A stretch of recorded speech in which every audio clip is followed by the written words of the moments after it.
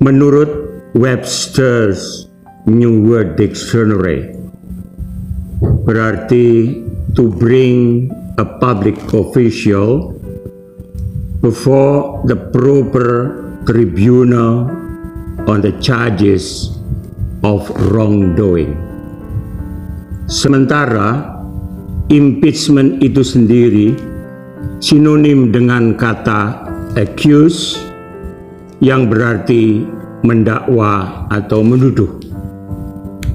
Sementara itu, Encyclopedia Britannica menguraikan pengertian impeachment sebagai a criminal proceeding instituted against a public official by legislative body.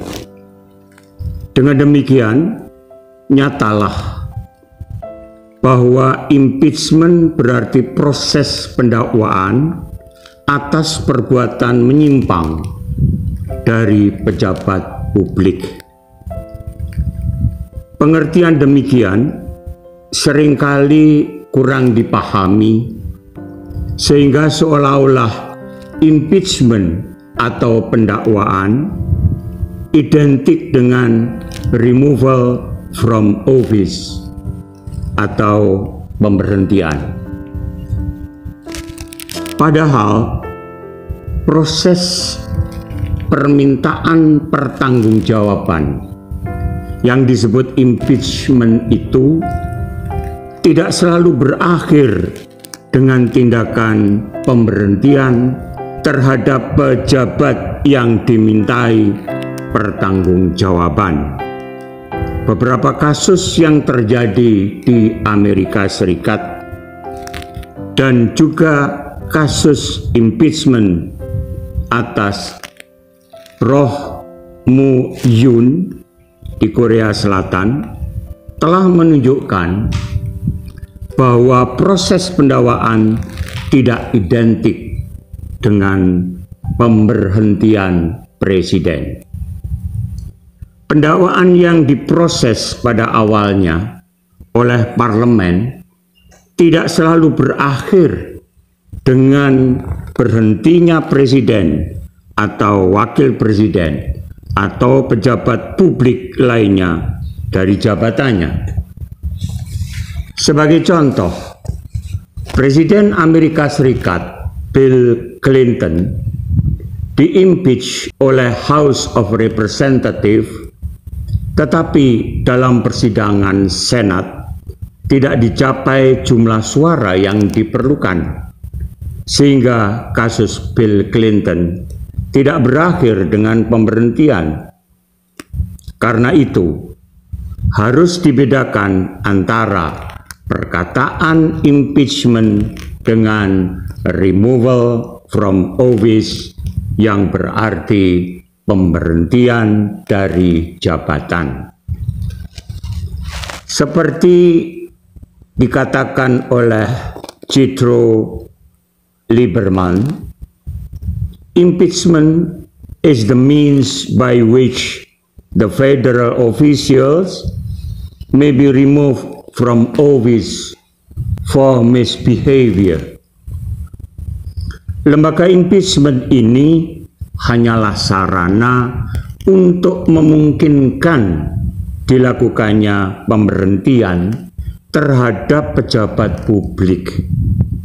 Tetapi hasilnya tergantung dari proses pembuktian hukum dan proses politik yang menentukan kemungkinan dilakukan atau tidaknya pemberhentian itu.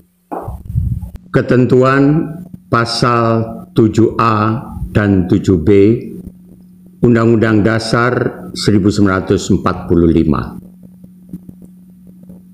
Dalam konstitusi atau Undang-Undang Dasar 1945, aturan mengenai impeachment diatur dalam ketentuan pasal 7A Undang-Undang Dasar 1945 yang menjelaskan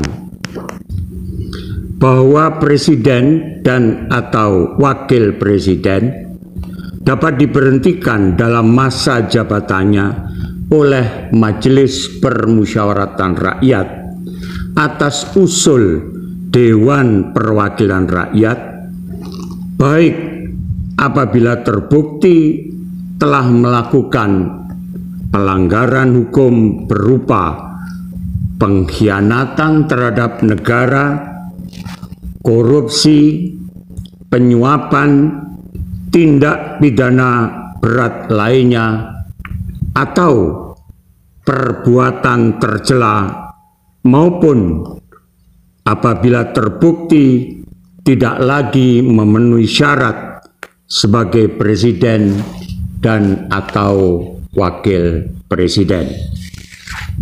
Selanjutnya, ketentuan pasal 7B Undang-Undang Dasar 1945 merupakan proses impeachment terhadap presiden dan atau wakil presiden yang berlangsung sangat sulit diwujudkan karena ada dua norma yang harus dilewati.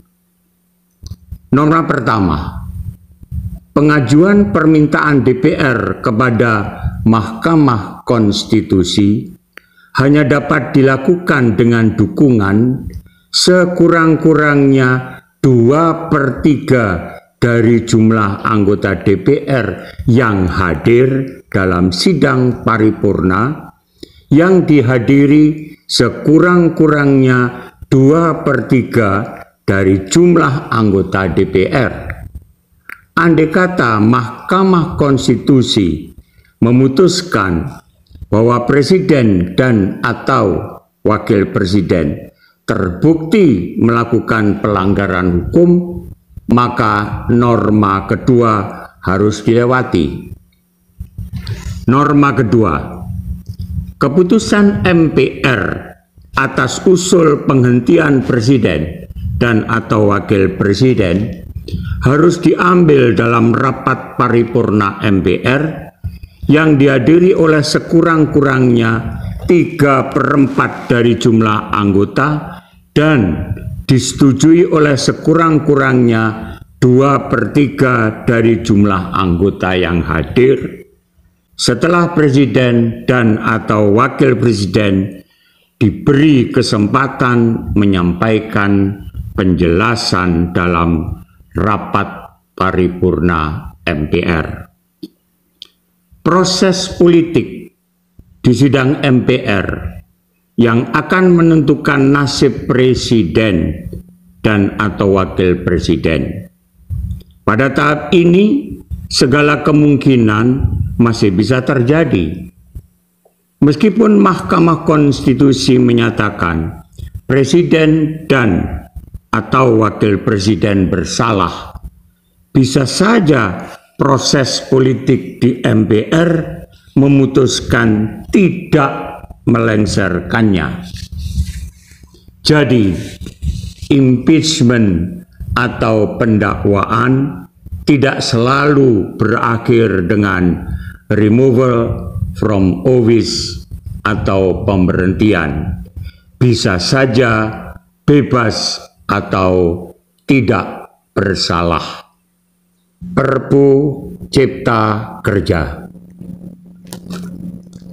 Jimli Asidiki mengungkap celah yang bisa membuat Presiden Joko Widodo atau Jokowi dimakzulkan atau diimpeach akibat menerbitkan peraturan pemerintah pengganti undang-undang atau Perpu nomor 2 tahun 2022 tentang Cipta Kerja.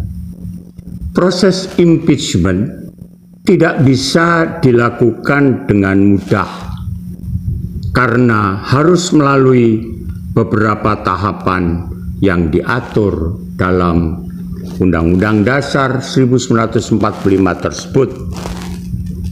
Perpu Cipta Kerja diterbitkan Presiden Jokowi dengan alasan kegentingan untuk mengantisipasi kondisi global, peningkatan inflasi, ancaman stagflasi, hingga dampak dari perang Rusia dan Ukraina. Alasan kegentingan inilah nantinya akan diuji oleh Dewan Perwakilan Rakyat sebelum memberikan persetujuan atau penolakan pengesahan Perpu Cipta Kerja, dan DPR akan melihat urgensinya. Secara yuridis, Presiden Jokowi memiliki kewenangan dan juga hak untuk menerbitkan Perpu Cipta Kerja selama sesuai dengan regulasi yang ada. Penerbitan Perpu untuk memperbaiki Undang-Undang Cipta Kerja tersebut nampaknya masih jauh dari pemenuhan kriteria alasan impeachment, yakni alasan impeachment sebagaimana tercantum dalam ketentuan pasal 7 Undang-Undang Dasar 1945. Bukankah seharusnya DPR bersama pemerintah memperbaiki Undang-Undang Cipta Kerja sebagaimana amanat Mahkamah Konstitusi? Sudah lebih setahun perintah yang diberikan Mahkamah Konstitusi itu, yakni sejak November 2021, tidak terlihat upaya apapun dari DPR untuk mengambil prakarsa memperbaiki Undang-Undang Cipta Kerja tersebut. Ketika Presiden mengambil prakarsa menerbitkan Perpu untuk memperbaiki, selanjutnya apakah DPR punya rasa percaya diri untuk menyalahkan Presiden dan berusaha untuk melakukan impeachment?